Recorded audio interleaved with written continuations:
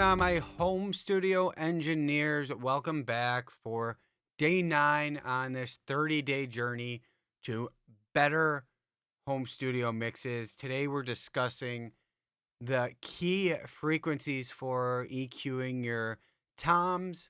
Toms are actually an instrument that you got to do a good job with from the beginning. It's hard to turn a bad tom sound into something beautiful with just EQ.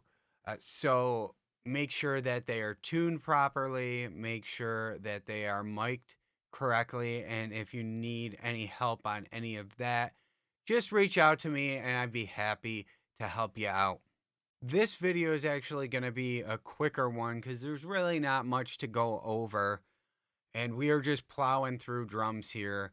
We got a few more days of drums and then we'll start to move on to the rest of the mix. If you haven't heard the mix, go back to day 1 or some of the other videos where I show you what the mix sounds like as a whole. But let's just take a listen to what these toms sound like with the rest of the drum kit.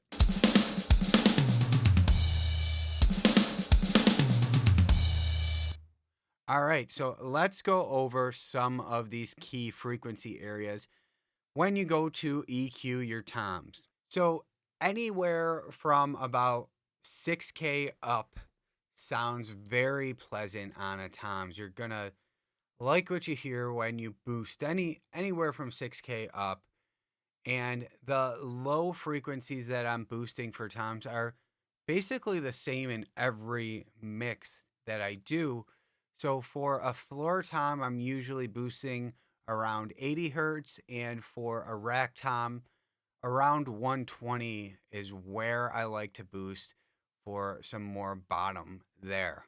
The ugly sounding frequencies are sort of the same as snare drum, or I treat it the same, but anywhere from about 300 to 500 hertz is where I'm typically cutting on a tom if it's too boxy or too muddy. If we look at the rack tom EQ, we have a 6K shelf boost. So we're boosting everything above 6K. We're taking out some around 400, a little above 400. And then again, we're boosting at 120 for low end. And what I'll just go through and do is boost these way up so you can hear what they're doing. So here's the top end. Solo it for you. Boost it way up. Yeah, so there's the brightness to your tom if you want to make them a bit more bright. And then here's the low end boosted way up.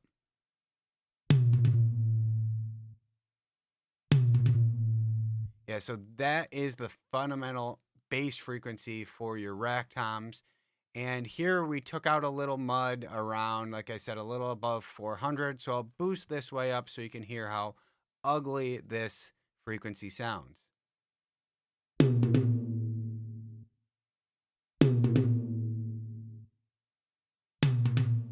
Yeah, it cleans it up real nicely.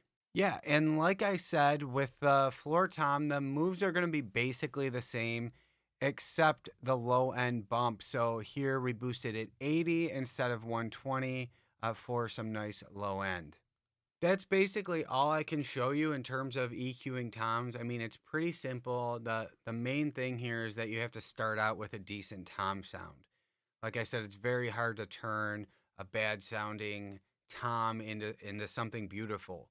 You can a lot of times get away with that with kick and snare, but toms are just a little bit different. They have to be tuned halfway decent beforehand and they have to be mic'd properly. So if you have any questions on that, let me know. I hope to see you back for day 10, and we're going to get into EQing your cymbals and overheads, that sort of thing. And then we'll get on with the rest of the kit and eventually start working our way through this mix. Happy mixing, guys. Hey guys, if you like this video, be sure to download your free Ultimate Home Studio Mix Guide with your go-to EQ and compression settings for all your tracks. And also be sure to register for my free online mix training that I hold a couple times a week so that you can learn how to make radio quality music from your home without breaking the bank.